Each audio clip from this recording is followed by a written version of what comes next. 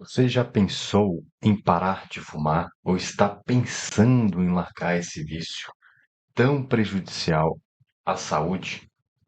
Eu sou Rafael Pose, advogado e psicanalista, e hoje eu trago um relato meu, na minha própria jornada, de como eu consegui largar a minha dependência do cigarro. Mas antes de entrar nesse viés, antes da gente começar a falar como que eu larguei esse vício, é importante a gente falar de como eu entrei nele, para a gente entender a nossa relação com o uso dessa substância. Aqui a gente vai focar no uso do cigarro comum, da nicotina, mas isso pode ser linkado, né? Isso pode ser um exemplo para qualquer outro vício que nós tenhamos em nossa jornada terrena. Então, eu comecei a fumar cigarro ainda na adolescência. Por quê? Qual era a minha fixação? Qual foi a minha motivação, sendo que na minha família ninguém fazia uso do cigarro? Então, eu lembro quando eu era ainda criança, por volta dos 6, 7 anos de idade, eu tenho uma memória muito viva na mente. Eu assisti um filme na sessão da tarde, isso ainda era os anos 80, e eu lembro que nesse filme aparecia uma mulher muito bonita, vestida com um vestido vermelho, né? Ela estava com um chapéu parada na esquina em algum lugar. O filme se passava nos Estados Unidos. E ela tirou da bolsa um cigarro, acendeu, começou a fumar esse cigarro. Eu lembro que eu era criança e eu vi aquilo, e de alguma forma aquela situação, ela me chamou a atenção e eu achei aquilo muito bonito. Talvez eu tenha confundido as coisas, talvez eu tenha achado a mulher muito bonita, mas eu linkei uma coisa com a outra e aquela imagem nunca saiu da minha cabeça. E o tempo foi passando. Quando se passou ali uns 5, 6 anos, quando eu comecei a chegar na fase da pré-adolescência, ali dos 11 anos, né?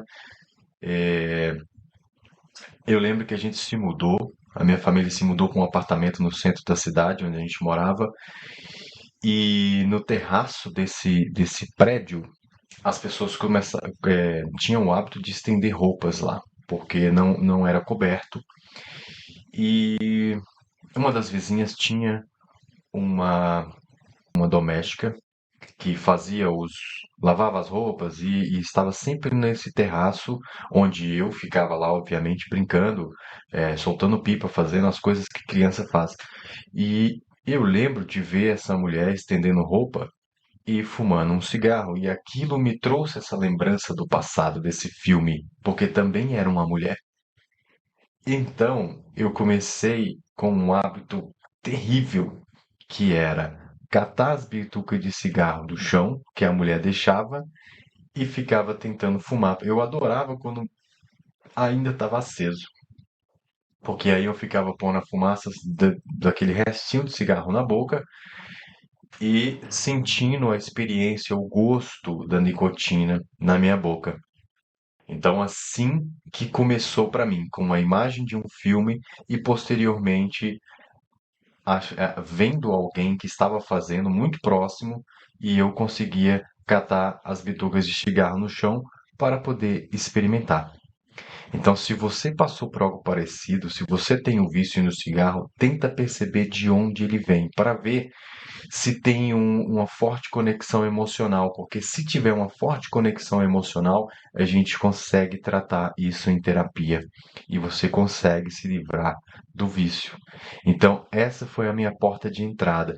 Alguns anos depois, outra coisa que eu fazia em casa era pegar os incensos da minha mãe, incenso aromático, né?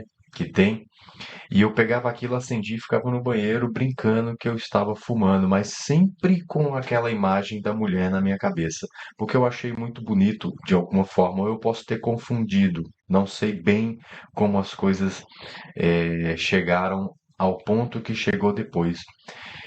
Poucos anos após isso, ali quando eu já começo com meus 14, 15 anos, na escola os amiguinhos já estavam levando cigarro, eles já estavam fumando de fato, eu apenas ficava pondo a fumaça na boca. Então, com os colegas na escola, eu começo a fumar o cigarro de verdade. E aí o tempo vai passando, e obviamente escondido, porque a minha mãe não podia saber disso. Então eu ia para a escola, no intervalo, na parte de trás da escola tinha uma parte onde os alunos iam para poder fumar o cigarro escondido. E a diretora, os professores não tinham acesso a esse lado da escola. Era um lado bem escondido, assim, bem a parte de trás. Ninguém ia ali. Então é onde os adolescentes gostam de ficar, né? Os locais onde não vai ter o acesso dos adultos. E aí o meu primeiro insight, a primeira vez que eu olhei para aquela situação toda e pensei, o que que eu estou fazendo? Eu já tinha uns 16 anos. E ali eu já estava com uma dependência. Hoje eu entendo que era uma dependência emocional, não era um vício de fato, era uma dependência emocional, porque o cigarro se tornou o meu companheiro de todas as horas. Eu não conseguia sair de casa se eu não tivesse um cigarro. Então, esse foi uma dependência e muito mais emocional do que um vício em si. Então, certo dia, a gente estava nessa parte de trás da escola e tinha uma fila de alunos encostado na parede. E eu olhava a fumaça sair, as pessoas fumando, aquele jato de fumaça sendo espirrado. E ali eu tive a minha primeira visão. Eu falei, caramba, eu não sou uma chaminé. Nós estamos todos parecendo uma chaminé aqui. Qual é a relação disso com a minha vida? O que que isso está trazendo para mim? Eu ainda adolescente pensei, eu estou fumando, não está me trazendo prazer nenhum. Eu estou me tornando dependente desse hábito que não era como, obviamente, nesse tempo aí, já tínhamos experimentado cerveja e eu sabia que a cerveja me deixava relaxado e era gostoso. Obviamente que no outro dia era muito ruim, mas já tinha uma boa sensação. E o cigarro não me dava aquilo, era apenas algo que eu estava carregando, gastando dinheiro e estragando a minha saúde com aquilo. Então eu já comecei a ter esse tipo de pensamento ali, mas óbvio, a minha dependência era maior, a minha dependência emocional, porque eu ainda carregava comigo a timidez, um pouco de fobia social, e o cigarro para mim era algo que talvez na minha cabeça estava todo mundo olhando para mim, tinha alguma coisa errada. Isso eu falo em outro vídeo sobre essa minha jornada de superação da timidez, da fobia social e como isso chegou para mim na minha vida e como eu superei isso. Então, o cigarro, ele acabou sendo um companheiro, algo que na minha cabeça tirava o foco de mim e as pessoas olhariam mais para a minha atitude, para eu fumando um cigarro, me respeitariam, eu teria uma imagem. Na minha cabeça, eu era um cara muito descolado, né? E então, por muito tempo, eu mantive o vício no cigarro por conta disso. E o tempo foi passando ali, quando eu cheguei nos meus 18 anos, eu mantinha esse pensamento de que isso não me traz prazer. Eu estou apenas fumando esse cigarro para me sentir melhor comigo mesmo. Então, era emocional. É óbvio que algumas outras pessoas sempre vão entrar para esse mundo por uma questão emocional. E é óbvio que existe a parte física. Algumas pessoas, o corpo delas, ela vai se identificar com a substância do cigarro de forma que ela não vai conseguir sair, porque vai ter a dependência emocional e vai ter o corpo pedindo aquela substância. Aí se torna um pouco mais difícil. Mas não é impossível ir em terapia. Existem vários tipos de terapias que podem ajudar a pessoa a sair do vício.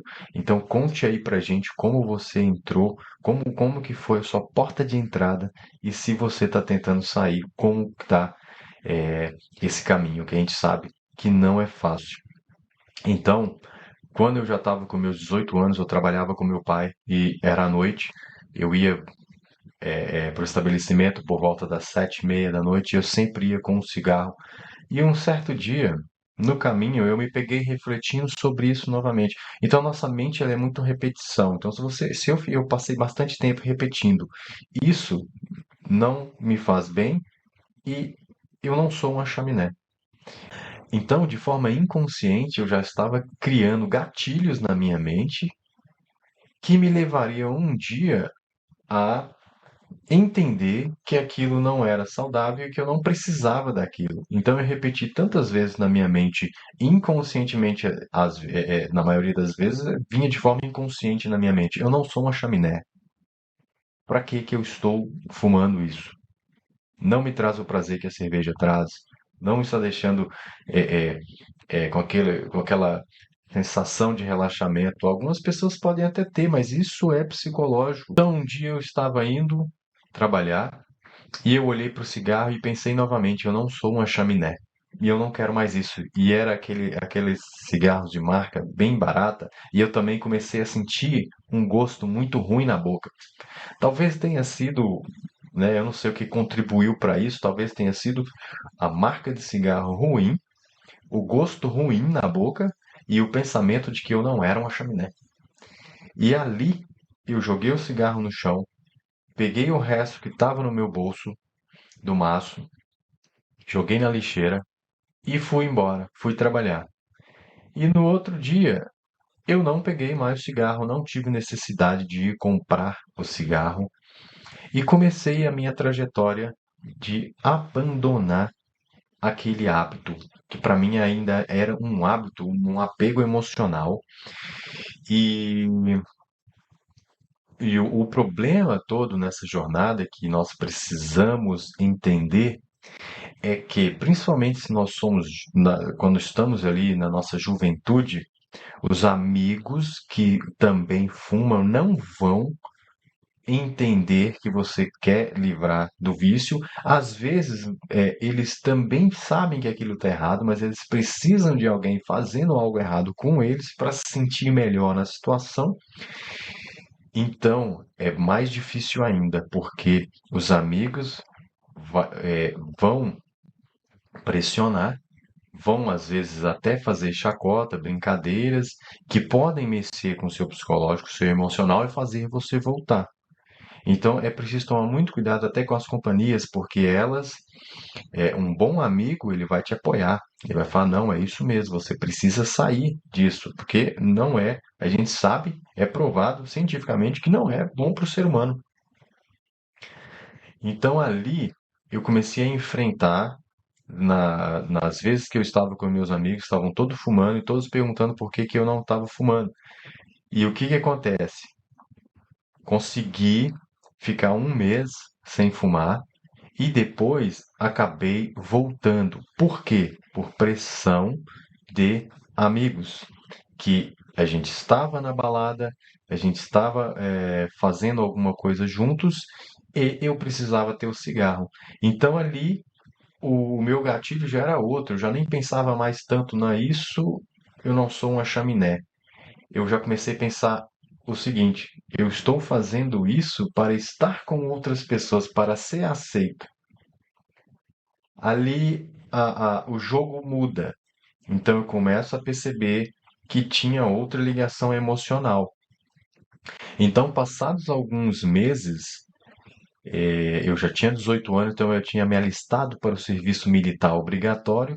E foi nesse ponto que eu de fato consegui parar para nunca mais. Já faz mais de 20 anos que eu nunca mais coloquei um cigarro na boca. Porque quando eu entrei para o serviço militar obrigatório, eu precisei afastar dos meus amigos. Então foi algo bom que aconteceu na minha vida. Óbvio que ninguém, pelo menos, algumas pessoas gostam e querem estar ali no serviço militar obrigatório, mas a maioria esmagadora dos jovens não querem, e eu era um deles. Mas as coisas acontecem como devem acontecer. E eu fui para o serviço militar obrigatório, um ano lá dentro. Tinha cigarro lá dentro, também tinha, mas eu não conhecia as pessoas. Eu passei a fazer amizade com elas, mas eu não tinha aquele apego é, de amizade forte como eu tinha com outras pessoas que me influenciaram a continuar no vício. Eram colegas. E eu conseguia, eu não, eu os via enquanto a gente estava dentro do quartel, mas depois que todo mundo ia embora, a gente não tinha mais contato, ninguém ligava para ninguém, então foi mais fácil para mim lidar com aquilo. E óbvio que a vida foi desenrolando e eu acabei indo embora do país, fui trabalhar fora, né? Retornei alguns anos depois e nunca mais consegui fumar novamente. Então, inconscientemente, dentro da minha ignorância na época, porque eu não tinha nenhum estudo, eu comecei a criar gatilhos na minha mente que eu não precisava do cigarro e eu fui repetindo aquilo, que eu não era uma chaminé, e a vontade de fumar foi passando. Então, se a pessoa está tentando largar o vício e você tem alguém no seu lado que não está te apoiando, não está te influenciando a largar aquele vício, você deve tomar uma atitude drástica e se afastar dessa pessoa. Se for um familiar que você não consegue se afastar por algum motivo, você precisa se impor. É muito necessário ter força de vontade nessa hora. E também procurar ajuda terapêutica, passar por um tratamento a depender do vício. Se o vício você perceber que ele é mais físico do que emocional, então existem vários outros tipos de profissionais e terapeutas que são especializados nessa área, médicos em geral, que podem ajudar você a sair desse vício. Mas na maioria existe um gatilho, uma dependência que é de fundo emocional e às vezes a gente nem sabe disso. Olha como eu entrei nesse mundo com uma imagem de um filme que eu assisti quando eu era criança e eu levei aquilo para minha vida. E depois eu me vejo fumando. A porta de entrada foi o filme que eu assisti, e depois que eu já estou fumando, eu me torno dependente porque eu tinha uma fobia social, eu tinha uma timidez muito forte e o cigarro me fazia sentir um pouco melhor. Era uma falsa ilusão, porque eu não tinha absolutamente nada de diferente. Eu sem o cigarro ou com o cigarro, se eu sou tímido, se eu tenho a impressão que as pessoas estão olhando para mim, ou se eu tenho a impressão que eu não deveria estar ali com cigarro ou não, é a mesma coisa. Mas a nossa mente mentindo para a gente e dizendo que com aquele hábito eu sou uma pessoa muito melhor. Então, com o tempo, depois de muitos anos fora do cigarro, eu olho para muitas pessoas que passam pela mesma coisa, que estão ligadas ao vício por algo que é mais emocional do que de fato algo físico. E isso pode ser, você pode transportar esse vício do cigarro também para a bebida. A bebida, por exemplo, é a falsa sensação de que está tudo bem. Você vai para o bar, você gasta o seu dinheiro que você poderia estar investindo em outras coisas para melhoria da sua vida. Por quê? Porque a sua vida não anda, alguma coisa está errada ali. E você, quando vai pro bar, quando você está bebendo, você tem a falsa sensação que está tudo bem, mas no outro dia retorna tudo, não está nada bem e a sua vida não anda. Eu mesmo, quando eu parei de beber, a minha vida teve uma transformação gigantesca, porque o dinheiro que eu gastava ali eu investi em outras coisas, a minha saúde melhorou e eu consegui focar em coisas melhores para mim, melhores para minha vida. Então, todo vício ele vai ter um fundo emocional que está te prendendo àquela falsa sensação de bem-estar. Mas a real sensação de bem-estar é quando você está bem consigo mesmo, seu corpo está respondendo aos seus estímulos, o seu corpo está bem, ele está bem tratado. Você foca nas coisas que realmente interessam, foca nos seus objetivos e o seu corpo responde aquilo e você consegue fazer. Não tem ansiedade, não vem a depressão, porque os vícios eles vão fomentar, eles vão aumentar, eles vão intensificar a ansiedade, a depressão, a depender de qual o seu problema emocional. Então, Se o que eu falei aqui, essa experiência minha, esse relato na minha vida, se ele te trouxe alguma inspiração, alguma luz no fim do túnel, porque a repetição em nossa mente ela é fundamental para nos tirar dos vícios. É só um dos gatilhos, uma das técnicas, uma coisa que a gente pode fazer para tentar mudar a situação, porque é um processo, é um progresso, é lento, demora bastante tempo, mas não é impossível. E a nossa mente é lá que nós vamos trabalhar para conseguir sair disso. Então, se esse vídeo te ajudou, se você conhece alguém que esse vídeo possa ajudar, mostre para eles. Mostre esse relato para que sirva de inspiração, porque essa é a intenção dos vídeos que eu faço aqui no meu canal Rafael Pose, advogado e psicanalista. São relatos reais de vivências, experiências, não só minhas, mas de outras pessoas, que inspiram, ajudam as pessoas a sair dessa escuridão que elas estão imersas, que não deixa a vida andar, estão presas a coisas que às vezes elas não querem, não querem fazer, mas acabam fazendo pela falsa sensação de liberdade, falsa sensação de bem-estar que as drogas em geral que os vícios em geral, seja com drogas ou seja até com é, coisas materiais, acúmulos, tudo isso é só uma maquiagem que a nossa mente coloca ali para falar que está tudo bem, mas não está.